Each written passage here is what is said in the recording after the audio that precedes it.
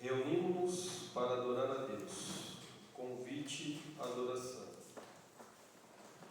Que Deus seja misericordioso e nos abençoe. Que a luz do seu rosto brilhe sobre nós.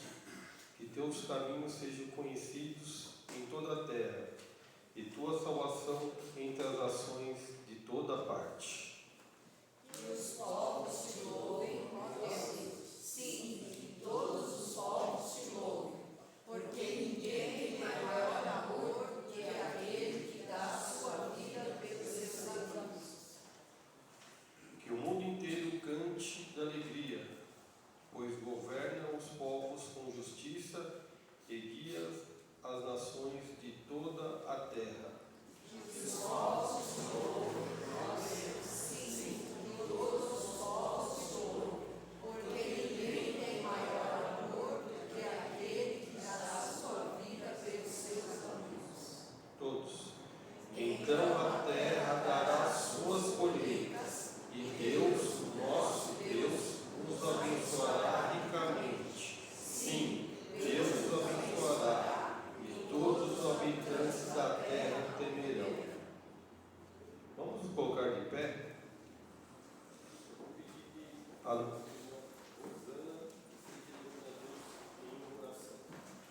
oração de adoração e gratidão ao nosso Deus.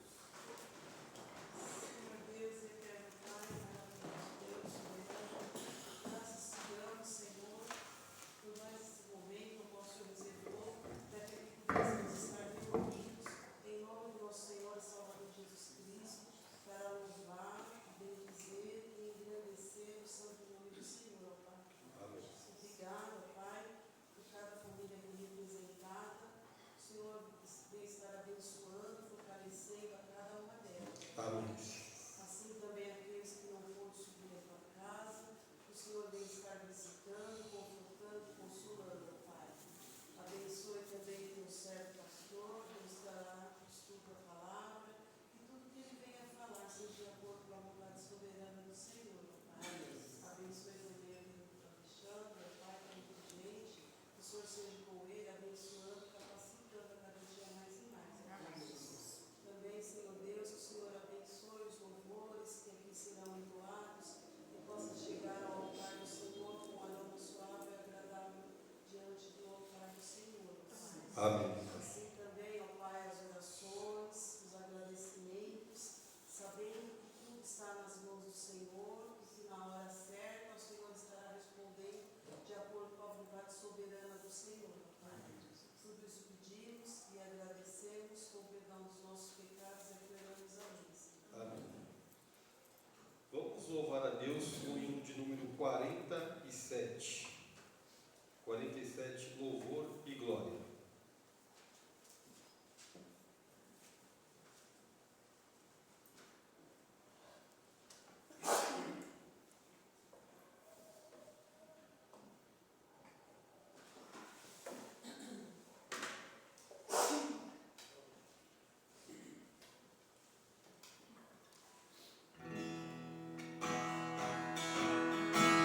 Que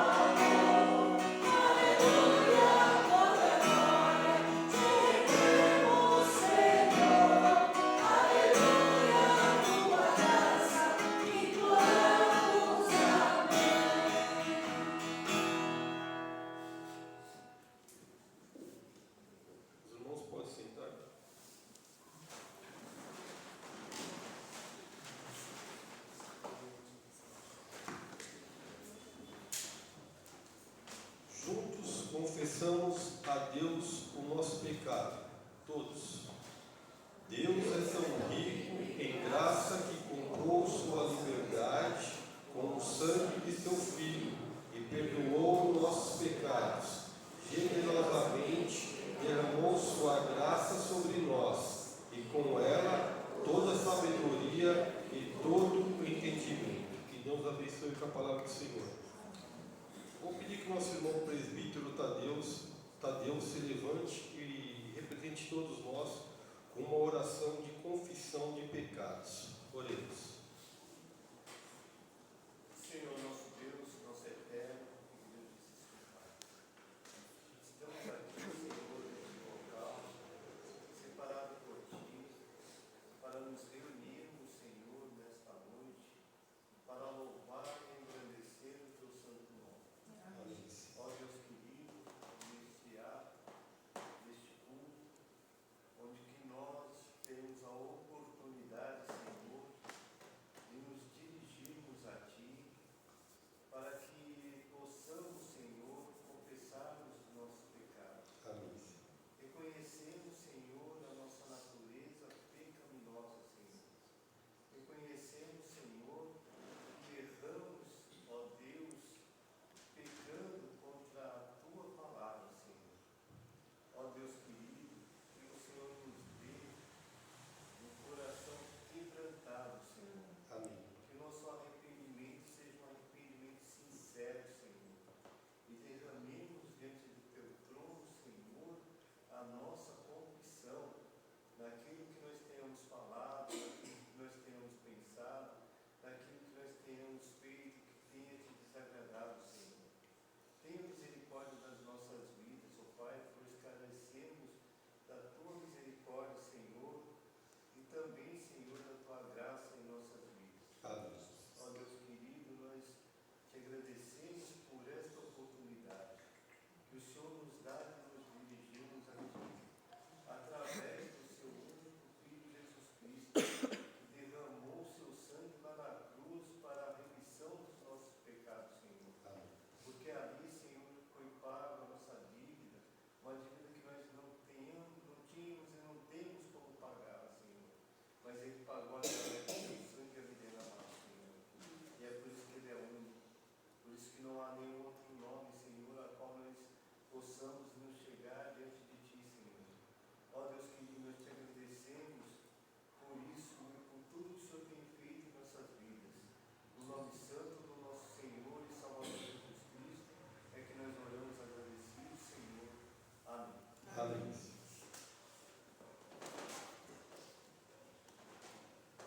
Juntos ouvimos a palavra de Deus. Todos. O teu amor é melhor do que a vida. Por isso os meus lábios te exaltarão. Eu te bendirei enquanto viver. Em teu nome levantarei as minhas mãos. Que Deus abençoe com a palavra do Senhor. Eu peço que as irmãs responsáveis pelos nossos cânticos se coloquem à frente para conduzir toda a igreja com cânticos espirituais.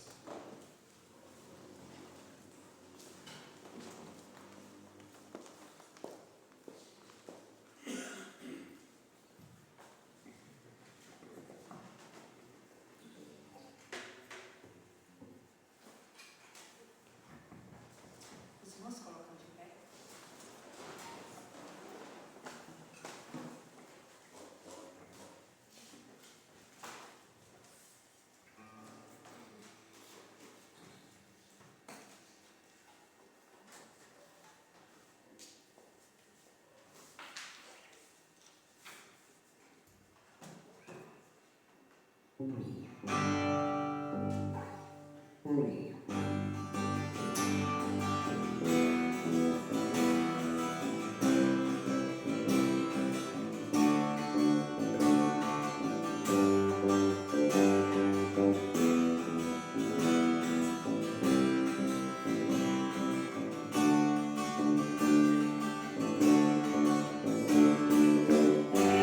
Exaltado, exaltado.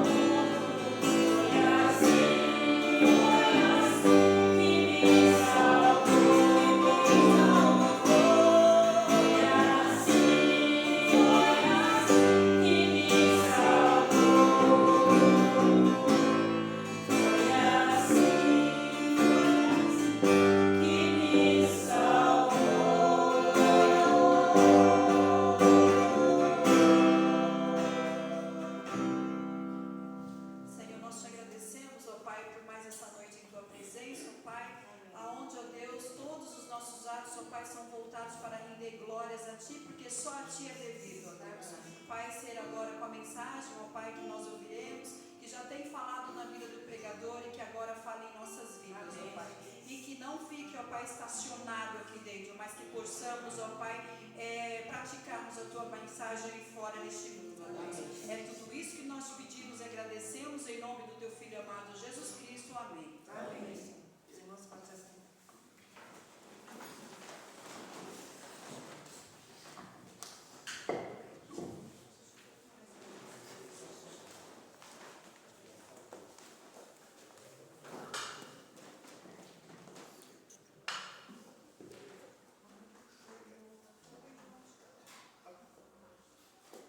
Graça e paz, amados irmãos.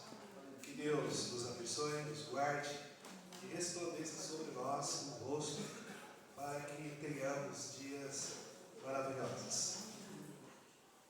Hoje nós meditaremos no resto do capítulo 1 de Jonas. O tema central da série de Jonas é a salvação é do Senhor. E no capítulo 1 nós temos o título Fugindo de Deus. Jonas, ele tentou fugir do nosso Deus. E hoje daremos então continuidade, terminando essa parte. Nós quero iniciar dizendo que não se pode escapar de Deus. Como crianças, nós fazíamos isso para escapar dos nossos pais. Raquel, a gente fala muito história das mães bravas que nos disciplinavam ali com chinelo, vassoura, cinta, e a gente se escondia o máximo que nós podíamos. E eles às vezes achavam, às vezes não, mas nós tínhamos essa habilidade de correr, de nos esconder e voltar só depois que a coisa esfriasse um pouco. E às vezes ficava lá ainda a promessa, olha, se repetir, vai apanhar. Nós temos essa tendência de fugir. Mas fugir de Deus não dá. Ninguém pode se colocar contra Deus e prevalecer. Ninguém consegue frustrar os seus planos. Ninguém. Jonas é um exemplo clássico disso. Ele tentou fugir de Deus, mas Deus o encurralou de tal maneira que fez ele dobrar-se diante do seu propósito soberano. Nada poderia ajudar Jonas agora a escapar. Deus o encurralou. Deus estaria onde ele fosse. Deus estava na Palestina, Deus estava em Jope, Deus estava em Tarsis. Apesar de Jonas achar que Deus não estaria no mar ou até mesmo na cidade de Tarsis, mas Deus está lá e continuaria a segui-lo aonde quer que ele fosse. Irmãos, é uma tolice dizer que, como a gente viu quarta-feira, repetindo as palavras de nossa irmã Raquel, é uma tolice dizer que Deus é o moleiro que moda o vaso conforme lhe agrada, cantarmos que somos vasos na mão de Deus e dizer, olha, faça de mim o que o Senhor quiser, e ao mesmo tempo se rebelar contra a sua vontade. Isso é uma tolice. Jonas fez isso, e ele sabia que Deus conhecia tudo. Mesmo assim, ele tentou esconder-se de Deus. Ele agora está tentando esconder de Deus no porão de um navio e fugir para uma terra bem distante. Hoje veremos o que acontece com o Filho de Deus quando ele decide se afastar de Deus, fugir de Deus. Hoje então nós veremos essa última parte de fugindo de Deus. A primeira coisa que nós vamos ver nesta noite são as consequências desta rebelião ou dessa desobediência. Mas antes vamos falar com Deus em uma oração. Senhor nosso Deus, neste momento nós rogamos que o Senhor, que que nos assiste neste momento. Ajude-nos, ó Pai, a compreendermos a Tua Palavra Santa e que ela venha ao encontro da nossa vida. E que ao sairmos da Tua casa de adoração, saiamos movidos, ó Pai, sempre pelo poder do Espírito Santo. E que tenhamos uma semana, ó Deus, olhando somente para a cruz do Calvário e por todas as coisas e benefícios que o Senhor tem derramado sobre nós. Em Cristo Jesus, o nosso Senhor e Salvador, que nós oramos. Amém. A primeira coisa que queremos ver nesta noite, as consequências da desobediência, daquele Filho de Deus que decide fugir dele, se afastar dele. Amados, às vezes, olha que interessante, às vezes Deus permite que as providências que cercam o nosso pecado tornem o nosso pecado fácil. Como assim? A gente mencionou. Jonas, quando quis fugir de Deus, ele tinha dinheiro para pagar a passagem, ele encontrou um navio que zarpava daquele porto uma vez só por ano, e ele encontrou esse navio. E além de ter dinheiro e encontrar o navio, ele encontrou passagem, um lugar ainda naquele navio para fugir de Deus. Então as providências, às vezes, elas cercam o nosso pecado e tornam o nosso pecado mais fácil. E às vezes a gente acha, isso é vontade de Deus, porque está tudo cooperando, tudo está dando certo para que eu peque. Mas aí que a gente se engana quando a gente descobre a vida de Jonas. Porque às vezes Deus, Ele nos entrega a realização dos nossos desejos rebeldes, para nos mostrar o vazio das escolhas que estamos fazendo. Deus permite que nós caiamos em pecado, e Ele permite que nos aprofundemos ainda mais nesse lamaçal tão profundo de pecado, para que lá nós caiamos na realidade e vejamos o quanto mal e vazio foram aquelas escolhas que fizemos para pecar. O Senhor nos deixa envolver com o pecado para fazer o nosso coração doer, o nosso coração bater, o nosso coração sentir o desejo de voltar para casa. Um exemplo clássico disso é o do filho pródigo. O filho pródigo, ele, quando chegou ao estado de ir para o chiqueiro de uma fazenda e desejar comer a ração daqueles porcos, então ele caiu em si e disse: preciso voltar para a casa do meu pai. Às vezes o Senhor nos dá corda no pecado para fazer nosso coração ansiar mais uma vez pelo lar. E isso é graça. Onde está a graça? Nisso Deus poderia nos consumir, fulminar-nos naquele momento em que decidimos nos afastar dele. Mas Ele não faz isso. Ele vai em busca. Foi isso que Ele fez com Adão. Quando Adão pecou, a atitude de Adão foi o quê? Esconder. E Deus foi atrás. Onde você está, Adão? Onde você está? E Adão se escondendo de Deus. Mas a atitude de Deus é ir buscar o seu filho. O filho pródigo, Deus buscou. E Deus faz isso com Jonas. Por isso, meu irmão, muito cuidado. Muito cuidado. Quando você coloca seu coração no pecado, sabe o que vai acontecer? Você vai encontrar os meios para realizar sua desobediência. Quando na sua mente você começa, segundo o livro de Malaquias, nós vamos ver mais para frente, quando você começa a maquinar o mal na sua mente, o seu coração está no pecado, então você vai encontrar os meios para cometer os pecados. Cuidado para não dizer não a Deus. Às vezes nós falamos muito não a Deus. É contada uma história de um jovem cristão que gostava de se envolver com as coisas mundanas.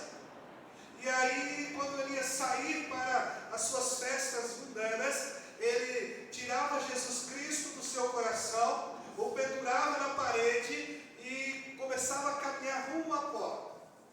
Só que ele parava, olhava para Cristo e dizia: olha Jesus, eu estou indo para um lugar onde o Senhor não pode ir, tá bom? Fica aqui, mas eu vou voltar e eu pego o Senhor de volta. Mas para onde eu estou indo, o Senhor não pode ir, fica aí, tá? Aí ele começava a andar, voltava, olhava para Jesus. Eu já falei, aonde eu estou indo, o Senhor não pode ir, tá? O Senhor não pode ir, fica aí. Eu vou voltar e pego o Senhor novamente. Irmãos, cuidado para dizer não a Deus. Foi o que Jonas disse. Isso tende a nos afastar de Deus, a nos tornar rebeldes contra Deus. E quando somos filhos de Deus, Ele permite que nós deixemos Cristo aqui e achemos, que estamos indo para o lamaçal do pecado sem a presença dEle. Mas não se engane, Jesus está lá também. Ele está lá, olhando você, tudo que você está fazendo, todas as suas ações, todas as suas atitudes. Ele está lá. Ele está deixando você. Ele está dando corda para você. Você está achando que Ele não está lá, mas Ele está lá. Deus nunca deixou o profeta Jonas. Nunca. Sempre esteve com o profeta. Apesar do profeta achar que o Deus dele tinha ficado lá na Palestina. Mas não ficou. Cuidado para não dizer não a Deus. Pois quando dizemos não para Deus, sabe o que vai acontecer? As interpretações das nossas providências se tornam inseguras. Tudo que você olhar na sua circunstância vai contribuir para o mal. E você já não sabe mais o que é certo e errado. Talvez tudo esteja dando certo para você, como deu certo para Jonas, mesmo vivendo uma vida pecaminosa. Mas cuidado, irmão, Deus está alinhando as coisas em sua providência para preparar Jonas, ou você, ou eu, para aprendermos algumas lições. Por isso, próximo passo. Cuidado, isso mesmo, com a consciência cauterizada pelo pecado, como disse o apóstolo Paulo. Jonas embarca no navio e logo, então, acontece uma grande tempestade. Esse rapaz assistindo televisão nesse slide anterior, ele está tão embrenhado no pecado, tão aprofundado no lamaçal do pecado, e às vezes nós temos uma janela muito forte em nossa casa, que é o aparelho de televisão mesmo. Ele está tão envolvido com o pecado que há uma arma apontada para seu rosto e ele não percebe. Isso é uma mente cauterizada pelo pecado. A gente começa praticando pecado, a gente acha que é pecadinho, mas para Deus não há pecadinho, tudo é pecado. Mas para a gente acha, a gente se engana, achando que é pecadinho. E aí por ali a gente começa. Deus não se importa com esse pecadinho não, e faz. De repente o pecado vai aumentando. Deus ainda dá, para mim um tempo. E vai aumentando. A sua mente vai ficando cauterizada, segundo o apóstolo Paulo, a ponto de você não discernir mais o certo e o errado. Você não vê mais o perigo. Jonas embarca no navio, e aí sim, próximo slide, uma grande tempestade começa.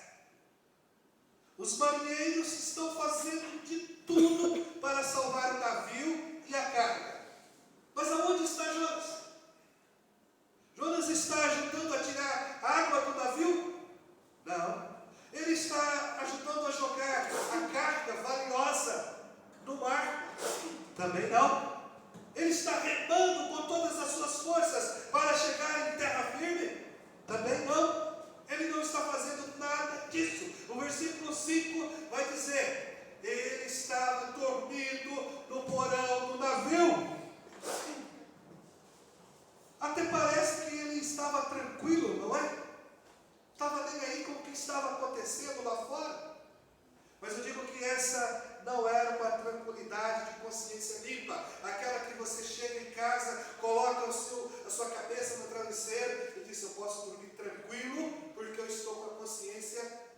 limpa. Não é assim. A de Jonas não estava ali.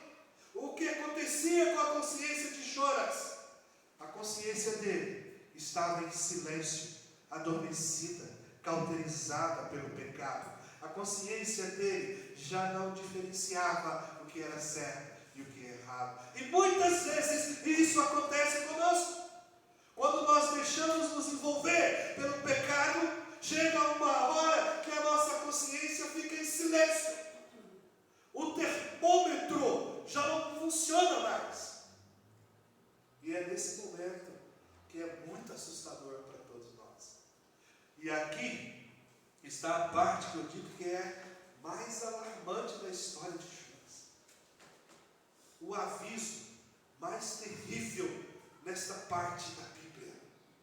Sabe por quê? Porque quando persistimos na desobediência a Deus, a voz da nossa consciência, aquela voz que está aqui te mostrando que é certo, que está protestando, chamando você para mudar de rumo, chamando você para voltar para a casa do Pai, aquela voz que fala aqui na minha cabeça, ela fica em silêncio, cauterizada pelo pecado.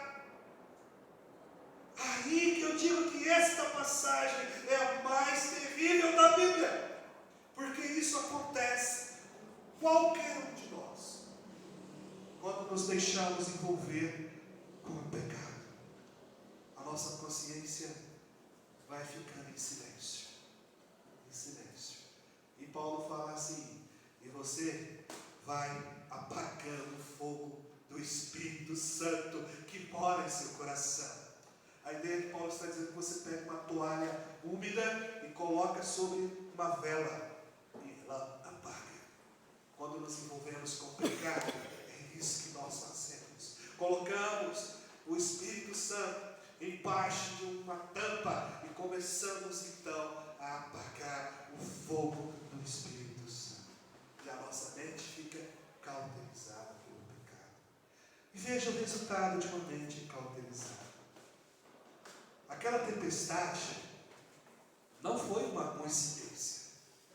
Jonas pensou que o mar seria sua rota de escape de Deus. No mar estaria longe de Deus, mas Deus estava no mar. Jonas quis fugir de Deus através do mar, mas Deus enviou uma tempestade atrás dele. O vento e o mar estavam a serviço de Deus. Enquanto Jonas procurava fugir de Deus, próximo slide, Deus foi o responsável por aquela tempestade. Ele foi responsável por aquela circunstância. E a tempestade foi uma tempestade sobrenatural. Deus criou aquela tempestade. Deus disse aos ventos: levantem-se e vão contra o navio de Jonas. E Deus, de maneira muito cuidadosa, mandou direto para Jonas.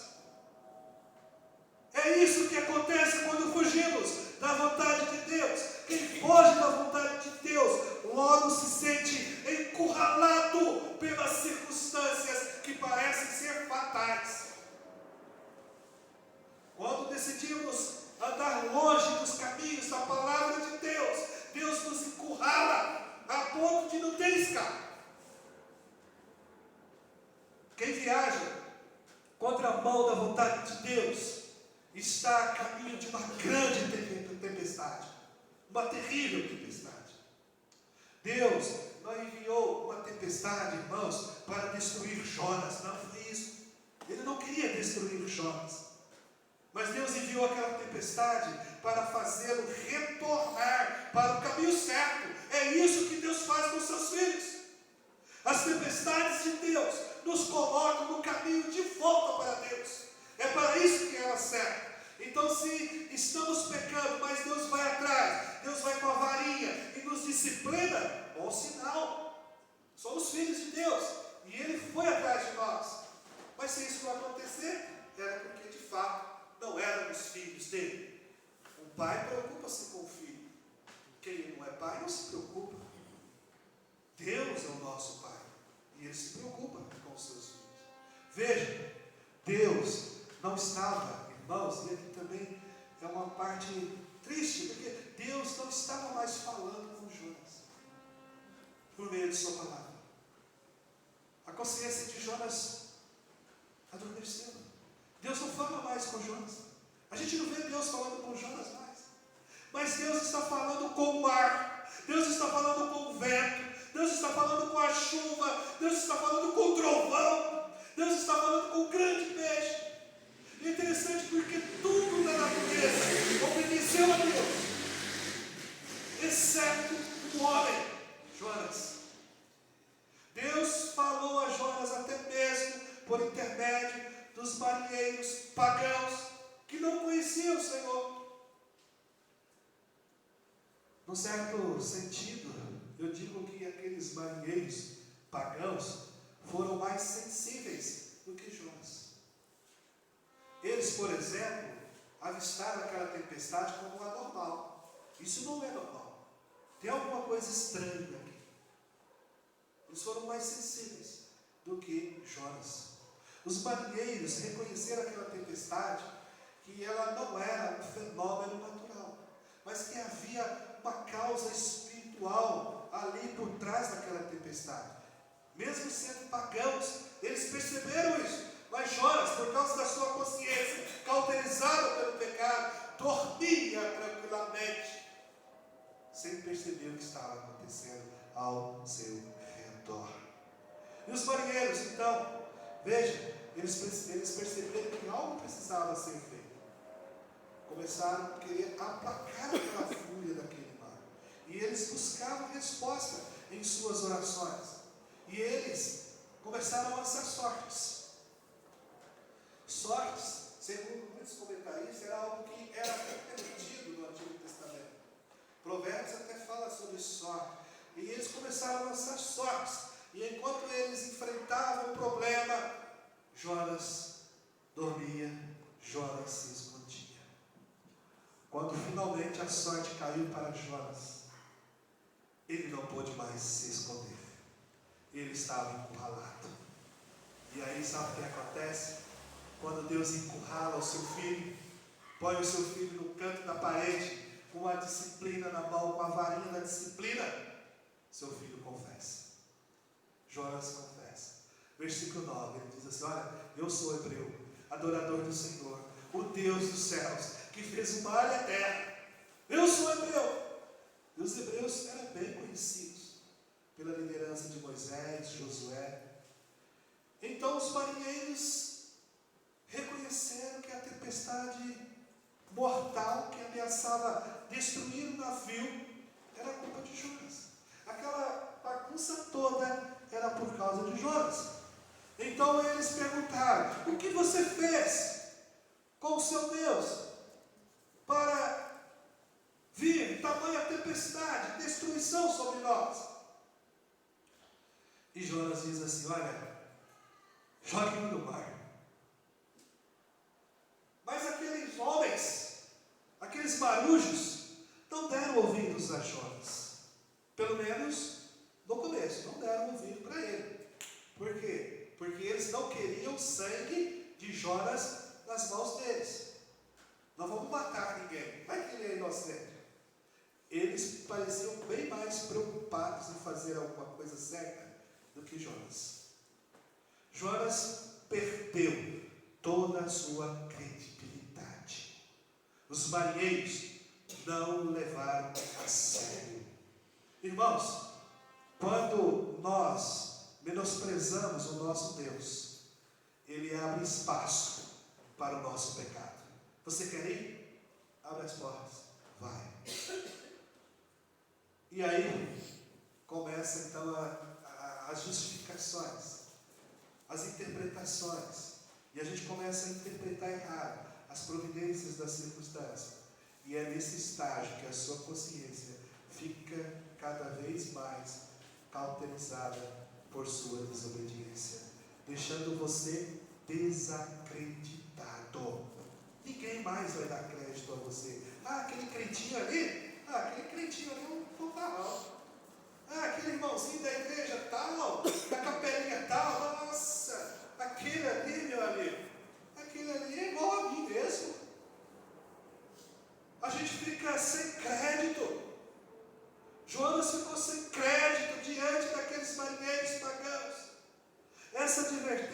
assustadora para nós, como crentes em Cristo Jesus. Quando não damos bom testemunho na nossa viela, na nossa rua, na nossa travessa, na nossa escola, no nosso trabalho, aonde quer que estejamos, fazendo um Cooper, uma academia, seja o que for, aonde estivermos, se não dermos um bom exemplo, a primeira coisa que acontecer, a pessoa vai olhar para você: você é crentinho? Vem com essa aqui para mim não, você não tem nada de crente.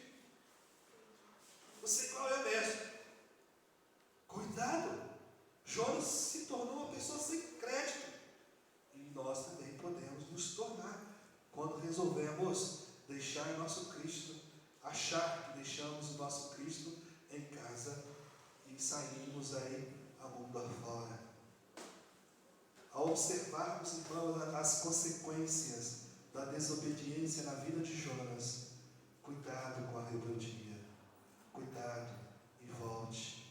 Faça como o filho pródigo. Deus vai perseguir Jonas, como veremos, para trazê-lo de volta. E como dizem, cuidado. O caldo do feijão vai engrossar ainda mais. O chicote ainda vai estralar mais nas costas de Jonas. E esta é a segunda parte. A busca do Senhor. Eu disse que o alinhamento providencial das circunstâncias nos permite a realizar ainda mais os nossos pecados. A gente acha que tudo é vontade de Deus e não está certo. Jonas zarpou para Tarso. Foi de fato parte da bondade de Deus para com ele. Deus poderia ter matado Jonas ali, mas Deus permitiu. Pode ir, meu filho. Você acha que está fugindo de mim? Pode ir.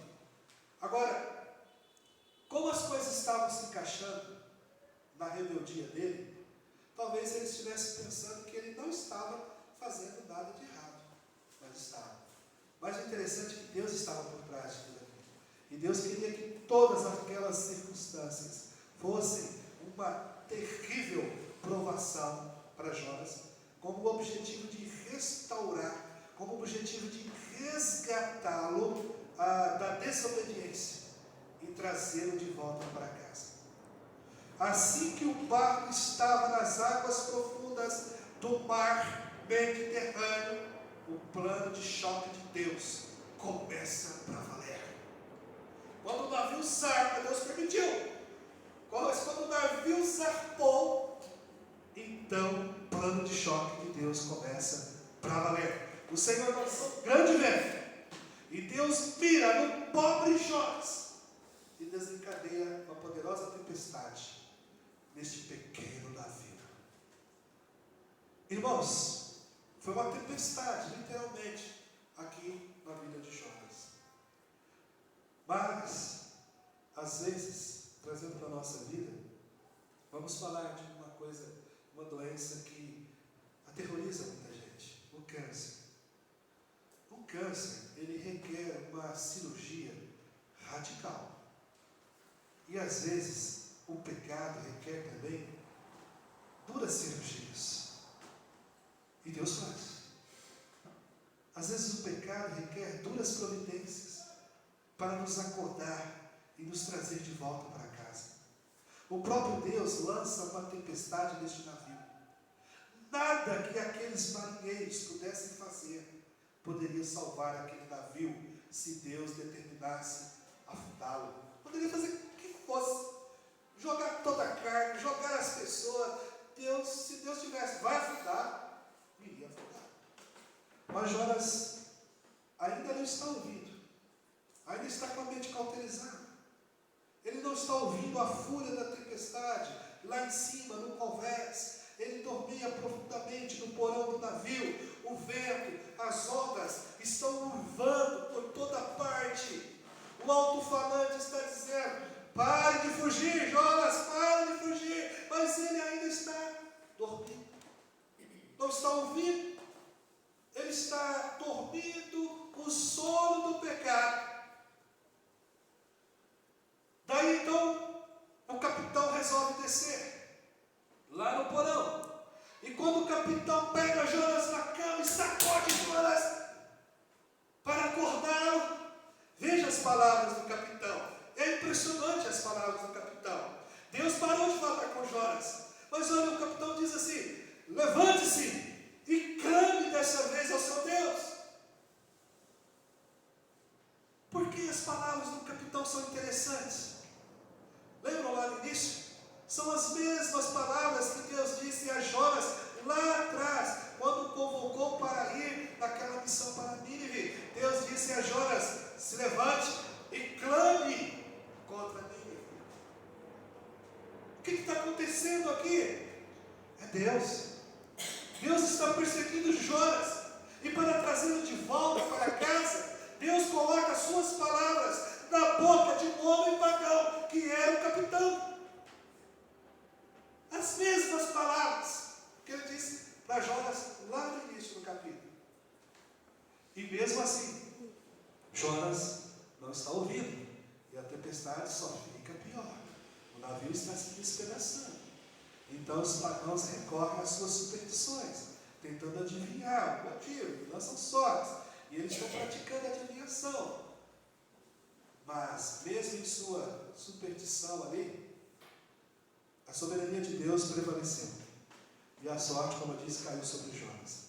Jonas está encurralado, não tinha para onde ir mais.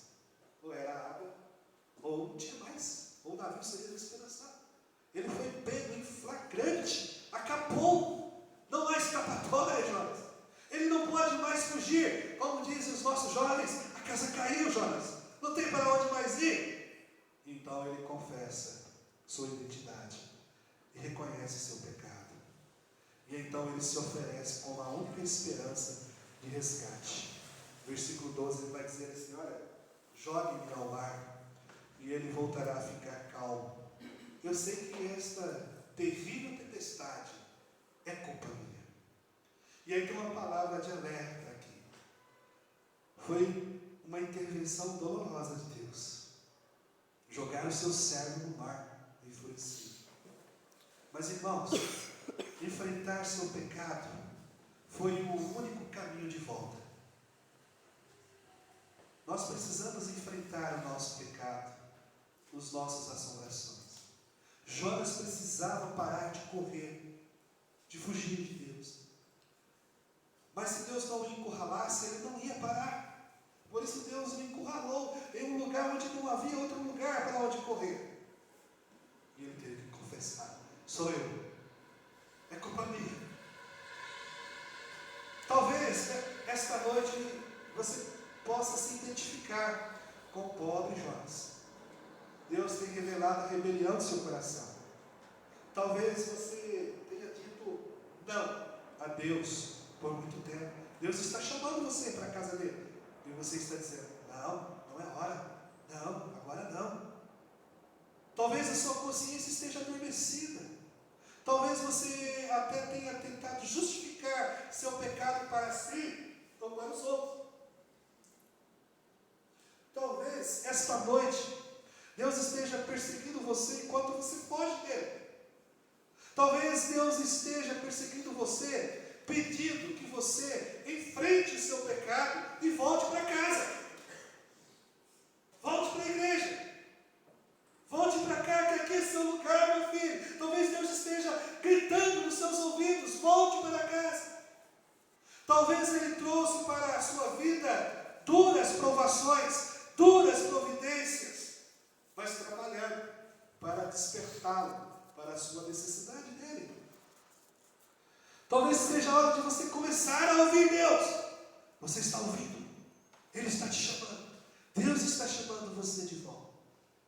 Então, depois desta palavra de alerta, há uma palavra de conforto.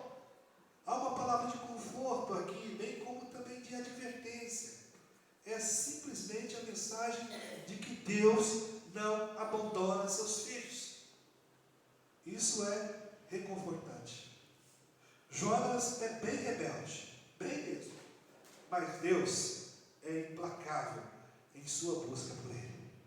Não é fácil, não é confortável, mas Deus não deixa Jonas e não deixa nenhum dos seus filhos fugir dele. Deus não deixa. Por quê? Por causa disso. A graça de Deus, a maravilhosa graça, não pode ser quebrada na vida de Jonas Deus nunca deixará o seu filho pródigo ir.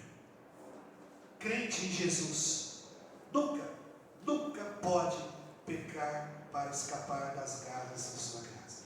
Não adianta. Você pode vagar longe, muito longe, mas Ele vai perseguir você sempre. Aonde você for, Ele vai também. Talvez a volta exija duras consequências, como exigiu de Jonas, mas Ele vai levá-lo de volta para casa. Deus não vai deixar você ir. Paulo diz: nada em toda a criação pode nos fazer o quê? Nos separar do amor de Deus em Jesus Cristo nosso Senhor. Nada. Nem seu pecado todo vai separar você de Deus, porque Deus vai atrás. Deus vai persegui-lo. Deus vai persegui-lo sempre que você tentar fugir. O Deus que te ama não vai deixar você fugir. Ele sempre irá mantê-lo seguro. Deus está disciplinando Jonas, tratando-o como seu filho. E talvez você esteja no meio da disciplina. E você aprenderá a lição. E começará a viver em uma nova dependência de Deus. O último ponto é a rendição do sacrifício. Irmãos, tentaremos de uma forma bem breve ver a última coisa, que é a rendição do sacrifício. Os marinheiros estão prestes a morrer, o navio está afundando, não há escolha. Jonas disse a eles o que eles deveriam fazer: lançá-lo ao mar. E esses homens tentaram de tudo salvar a vida. Finalmente, em desespero, não estava dando certo. Eles aceitam o quê? A palavra do profeta Jonas e o jogam na tempestade. E eles fazem isso clamando a Deus para não usar a morte de Jonas contra eles. Ele está dizendo ao Senhor, Ele é teu profeta, Ele está dizendo: lance-me ao mar. Então, olha, que o sangue deste homem não recaia sobre nós. Nós já estamos aqui numa situação terrível, mas Ele está dizendo: nós vamos jogar. E assim fizeram. Sabe o que acontece aqui? Jonas teve um início de arrependimento. A consciência começou a ser recobrada. Ele começou a voltar. E ele começou então a reconhecer os seus erros. Então ele se ofereceu como substituto pelo sacrifício da libertação desses marinheiros. Ele se propôs a morrer no lugar dos marinheiros. Foi isso que ele fez. E então ele foi lançado ao mar. E o mar se acalmou. E os marinheiros pagãos clamaram ao Senhor e adoraram e temeram a Deus de Jonas. Os marinheiros passaram a confiar no Deus de Jonas. Os marinheiros fenícios. E aí nós temos uma invocação a Cristo. Olha que interessante, o mar está tranquilo agora. Que maravilha. Olha que interessante. Jonas está fugindo para não ver os pagãos ninivitas libertos do julgamento de Deus. Mas olha o que ele acabou de fazer. Deus salvou esses marujos pecadores através dele, de Jonas. Isso tudo, o próprio Jonas vai dizer então: a salvação pertence ao Senhor. Por isso, este é o tema, é o coração da mensagem do livro de Jonas. A salvação pertence ao Senhor. Deus salva por qualquer meio, quem quer que seja, sempre que Ele escolher. Esses marinheiros abandonaram os ídolos, foram convertidos. Jonas foi lançado na tempestade da ira de Deus e os marujos foram livrados. Que maravilha! Apontando para Cristo. E a conclusão que nós temos é essa. Jonas, meus irmãos, foi exatamente isso na história dele. Foi exatamente isso que o maior que Jonas fez, o Senhor Jesus Cristo. Olha aí, o Senhor Jesus fez isso por nós. Estávamos numa tempestade terrível, debaixo da ira de Deus, e Jesus se lançou Jesus se lançou na tempestade da ira de Deus para que os desviados, pecadores, filhos e filhas rebeldes fossem libertos e não destruídos. Jonas poderia ser destruído, mas foi liberto. Jesus assumiu a culpa. Jesus foi lançado no julgamento de Deus para que nós pudéssemos conhecer a sua misericórdia. Irmãos, quero dizer que há um caminho de volta. Há um caminho de volta. Nesse slide a gente vê isso. Há um caminho de volta. Jesus Cristo, o seu substituto, ele pode acalmar a tempestade. Lembra daquele episódio dos discípulos no meio do mar, uma outra tempestade? Jesus apareceu lá e acalmou a tempestade. Quem é este que até a natureza obedece? O próprio Deus. A natureza obedeceu a Deus aqui na história de Jonas. Está obedecendo ele novamente na pessoa de Cristo Jesus. Ele é o nosso substituto. Ele pode trazer você de volta para casa. Ele pode restaurar você. Ele pode restaurar a sua casa, a sua família, o seu lar. Ele pode.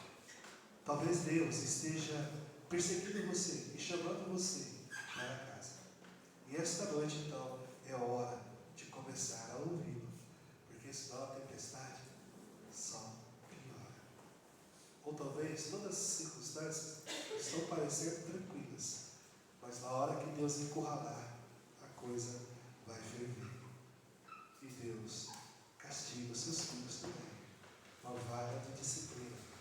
Não para matá-lo, mas para trazê-lo de volta para casa. Amém? Que Deus nos abençoe. Nos guarde.